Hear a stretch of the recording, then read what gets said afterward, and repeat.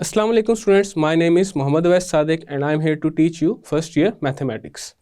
तो students last lecture में हमने फंक्शंस का टॉपिक स्टार्ट किया था, हमने उसकी कुछ टाइप्स पढ़ी थी और कुछ एग्जांपल्स को किया था। आज हम पढ़ेंगे set builder notation of a function और उसके अलावा फंक्शन की कुछ और टाइप्स हैं जिसमें हमारे पास लीनियर फंक्शन है और क्वाड्रेटिक फंक्शन। आज उसको डिस्कस करेंगे और उसकी कुछ एग्जांपल्स देखेंगे। तो आइए चलते हैं वाइट बोर्ड की तरफ। Set builder notation for a function. अब हम जानते हैं कि इनफाइनाइट सेट्स को रिप्रेजेंट करने के लिए सेट बिल्टर नोटेशन ज़्यादा सूटेबल है।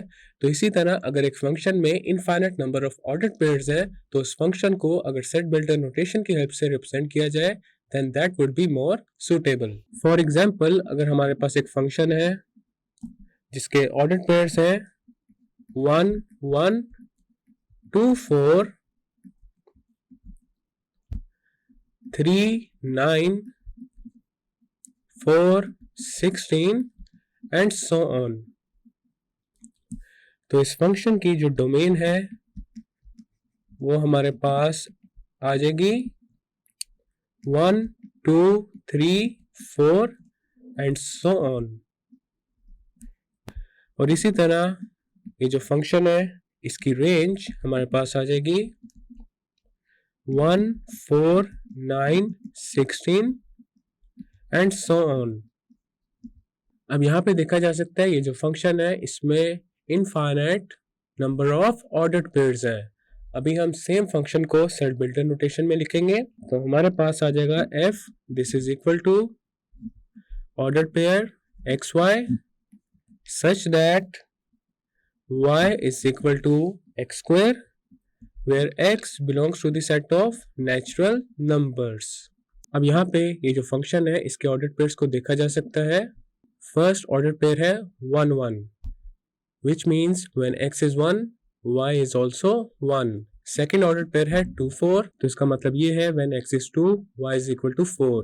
तो इसी तरह अगर अब इस इक्वेशन में हम x को 2 पुट करेंगे तो हमारे पास y क्या आ जाएगा 4 के इक्वल आ जाएगा। इसी तरह अगर हम x को 3 पुट करेंगे तो y आ जाएगा 9 और अगर x को पुट करेंगे 4 के इक्वल तो y आ जाएगा 16। तो इस मेथड से हम किसी भी फंक्शन को सेट बिल्डर नोटेशन में लिख सकते हैं। और इसके अलावा हमारे पास ये जो फंक्शन है इसको हम ज़्यादा ब्रीफली लिख सकते हैं। f is equal to function defined by the equation y is equal to x square where x belongs to the set of natural numbers। और अगर हम इससे भी ज़्यादा ब्रीफ कर दें तो हमारे पास आ जाएगा the function x square where x belongs to the set of natural numbers। तो इस तरह से किसी भी फंक्शन को सेट बिल्डर नोटेशन में हम लिख सकते हैं। नेक्स्ट है हमारे पास लीनियर एंड क्वाड्रेटिक फंक्शंस। तो सबसे पहले देखते हैं लीनियर फंक्शन को।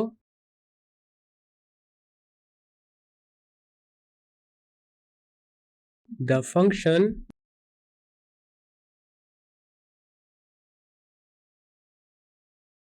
ordered pair xy such that y is equal to mx plus c is called a linear function। और ये हमारे पास लीनियर फंक्शन इस वजह से है क्योंकि इसका ग्राफ एक स्ट्रेट लाइन की फॉर्म में होता है। Because its graph is a straight line।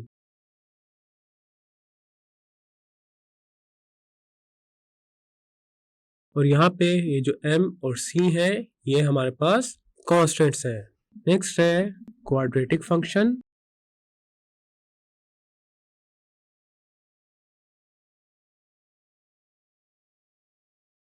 तो हमारे पास यहाँ पे आ जाएगा the function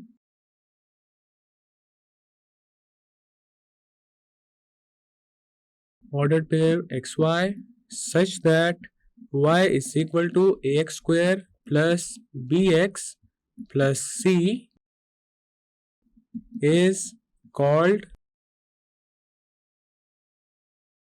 a quadratic function। और यहाँ पे देखा जा सकता है जो क्वाड्रेटिक फंक्शन है that is defined by a quadratic equation in x y. और क्वाड्रेटिक इक्वेशन एक ऐसी इक्वेशन को कहते हैं जिसमें अननोन वेरिएबल की हाईएस्ट पावर 2 के इक्वल हो। अब यहाँ पे देखा जा सकता है y is equal to x square plus b x plus c में जो अननोन वेरिएबल x है उसकी हाईएस्ट पावर है 2 के equal. So this type of a function is called a quadratic function. तो यहाँ पे हमारे पास आ जाएगा it is defined by a quadratic equation in x y. और हमारे पास जो क्वाड्रेटिक फंक्शन का ग्राफ होता है वो एक कर्व की फॉर्म में होता है, जबकि लीनियर फंक्शन का जो ग्राफ है वो एक स्ट्रेट लाइन की फॉर्म में आता है। नेक्स्ट है हमारे पास example number 4, give rough sketch of the functions. Part 1 में जो गिवन फंक्शन है वो है ordered pair x y such that 3x plus y is equal to 2। अब इसका सोल्यूशन करते हैं। अब यहाँ पे देखा जा सकता है ये हमारे पास एक लीनियर फंक्शन है, बिकॉज यहाँ पे जो इक्वेशन फंक्शन को डिफाइन कर रही है वो है 3x plus y is equal to 2 which is a linear equation. तो हमारे पास यहाँ पे आ जाएगा the equation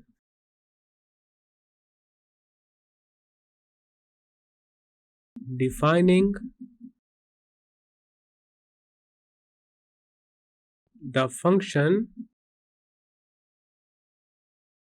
is 3x plus y is equal to 2। अगर हम इस इक्वेशन में से y को फाइंड कर लें तो हमारे पास आ जाएगा y is equal to 2 minus 3x। अब हमारे पास ये जो इक्वेशन है ये एक लीनियर इक्वेशन है और हम जानते हैं कि एक लीनियर इक्वेशन का जो ग्राफ होता है वो स्ट्रेट लाइन की फॉर्म में बनता है। तो इस इक्वेशन का ग्राफ बनाने के लिए 2 पॉइंट्स इनफ है। तो पहले यहाँ पे हम x को पुट करते हैं 0 के इक्वल, तो हमारे पास y आ जाएगा 2 के इक्वल। और उसके बाद हम x को पुट कर देते हैं 2/3 के इक्वल, तो हमारे पास जो y है वो आ जाएगा 0 के इक्वल। अब यहाँ पे हमारे पास जो फर्स्ट पॉइंट है उसको डिनोट करेंगे a के साथ एंड दैट इज 0 2, और सेकंड पॉइंट को डिनोट करेंगे b के साथ एंड दैट इज 2/3 0। अब हम बनाएंगे कार्टेशियन प्लेन और उसके ऊपर इन पॉइंट्स को प्लॉट करेंगे। तो ये आ चुका है हमारे पास एक कार्टेशियन प्लेन। अब पॉइंट A है 0 2 जिसमें x कोऑर्डिनेट है 0 और y कोऑर्डिनेट है 2। तो ये आ चुका है पॉइंट A विच इज 0 2, और पॉइंट B है 2/3 0। x कोऑर्डिनेट है 2/3 and y coordinate is 0। 2/3 is approximately 0.6, तो हमारे पास पॉइंट B आ जाएगा यहाँ पे।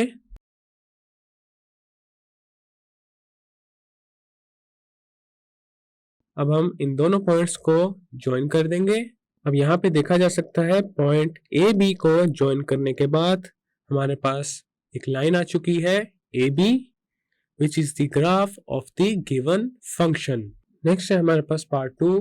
पार्ट 2 में जो गिवन फंक्शन है वो है ordered pair x y such that y is equal to 1/2 into x square. So the equation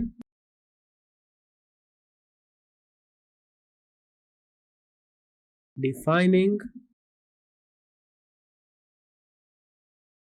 the function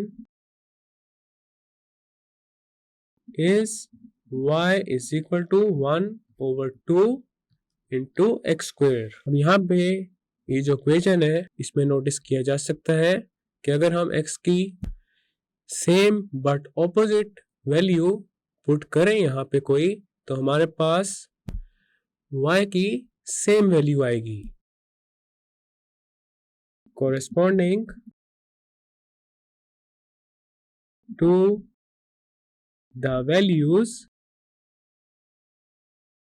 0 plus minus 1 plus minus 2 plus minus 3 and so on of x values of y are 0, 0.5 to 4.5 and so on. अब यहाँ पे हम plot करेंगे 0.00, point plus minus 1, 0.5, next point आ जाएगा plus minus 2, 2 plus minus 3, 4.5 and so on. अब इन points को एक कार्टेशियन प्लेन पे प्लॉट करते हैं. ये आ चुका है हमारे पास कार्टेशियन प्लेन. अब यहाँ पे पहला पॉइंट है 0 0 which is origin. So this is point 0 0. Next point है 1 0.5. x coordinate is 1 and y coordinate is 0.5. So this is point 1 0.5. Next point है 1 minus 0.5. x coordinate is 1 and y coordinate is minus 0.5. This is point 1 minus 0.5.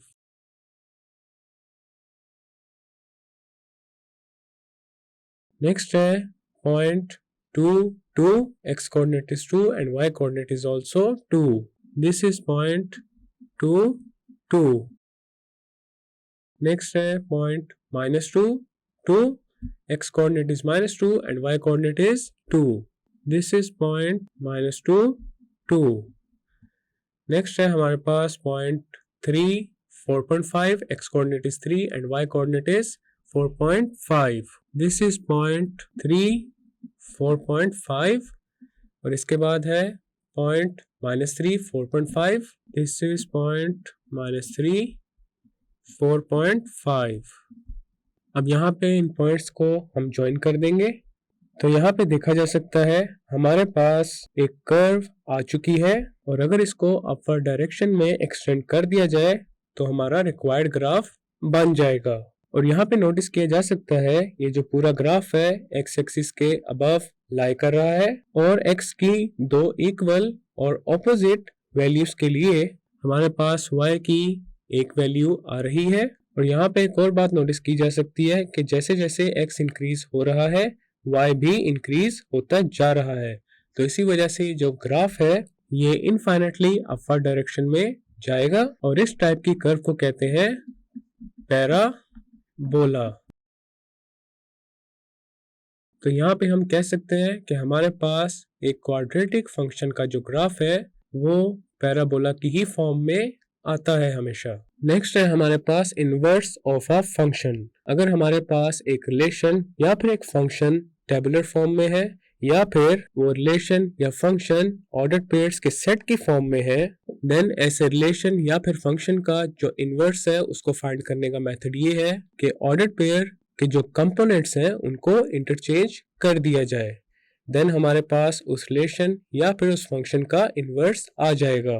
और इसी तरह अगर एक relation या फिर एक फंक्शन सेट बिल्डर नोटेशन में है देन डिफाइनिंग इक्वेशन में x और y को इंटरचेंज करके उस रिलेशन और फंक्शन का इनवर्स फाइंड किया जा सकता है. और ऐसा जरूरी नहीं है कि एक फंक्शन का जो इनवर्स है वो भी एक फंक्शन हो.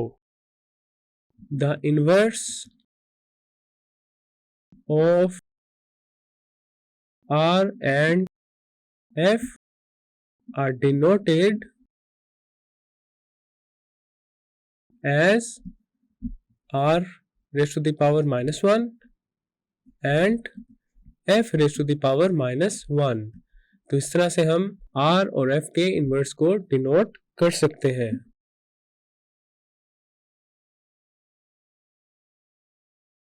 अब यहाँ पे लेट्स से हमारे पास एक लीनियर फंक्शन है ordered pair xy such that y is equal to mx plus c।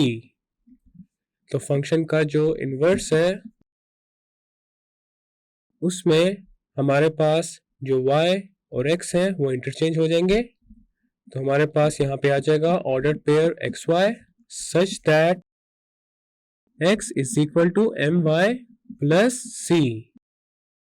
और यहाँ पे नोटिस किया जा सकता है कि लीनियर फंक्शन का जो इन्वर्स है वो भी एक लीनियर फंक्शन ही है। More specifically we can say that the inverse of a line is a line. इसी तरह अगर हमारे पास लेट्स से एक और फंक्शन है ordered pair x y such that y is equal to x, तो हमारे पास इस फंक्शन का इन्वर्स आ जाएगा ordered pair x y such that x is equal to y। So we can say the line y is equal to x is self inverse। और जो function equation y is equal to x के साथ define हो रहा है उसे कहते हैं identity function, because this function is clearly self inverse। ये हमारे पास है एक आइडेंटिटी फंक्शन। नेक्स्ट है हमारे पास example number 6, find the inverse of. अब यहाँ पे पार्ट 1 में जो फंक्शन है वो सेट ऑफ ऑर्डर्ड पेयर्स की फॉर्म में है। तो हमारे पास पहला ऑर्डर्ड पेयर है 1 1, देन है 2 4, 3 9, 4 6 and so on, where x belongs to the set of positive integers. अब हमने अगर इस गिवन फंक्शन का इनवर्स फाइंड करना है तो उसके लिए हम ये करेंगे जो ऑर्डर्ड पेयर के कंपोनेंट्स हैं उनको इंटरचेंज कर देंगे। तो हमारे पास आ जाएगा the inverse is 1 1 4 2 9 3 6 4 and so on. और यहाँ पे ये जो इनवर्स है ये भी एक फंक्शन है। This is also a function. Second example है ordered pair x y such that y is equal to 2x plus 3 where x belongs to the set of real numbers. अब यहाँ पे देखा जा सकता है ये एक लीनियर फंक्शन है। अब हम फाइंड करेंगे इसका इनवर्स। द इनवर्स इज, अब यहाँ पे x और y को इंटरचेंज कर देंगे तो हमारे पास आ जाएगा ordered pair x y such that x is equal to 2y plus 3। तो ये आ चुका है हमारे पास गिवन फंक्शन का इनवर्स। और यहाँ पे देखा जा सकता है हमारे पास एक लीनियर फंक्शन ऑब्टेन हो चुका है which is also a linear function। तो इसी प्रोसीजर के साथ हम किसी भी फंक्शन का इनवर्स फाइंड कर सकते हैं। तो स्टूडेंट्स, आज के लेक्चर में हमने पढ़ा कि फंक्शन को किस तरह सेट बिल्डर नोटेशन में लिखा जाता है। उसके बाद हमने linear function and quadratic function को पढ़ा, उसकी कुछ एग्जांपल्स की एंड देन ग्राफिकली भी उन्हें सॉल्व किया। तो मैं उम्मीद करता हूँ आपको आज का लेक्चर समझ आया होगा। मिलते हैं फिर अगले लेक्चर में।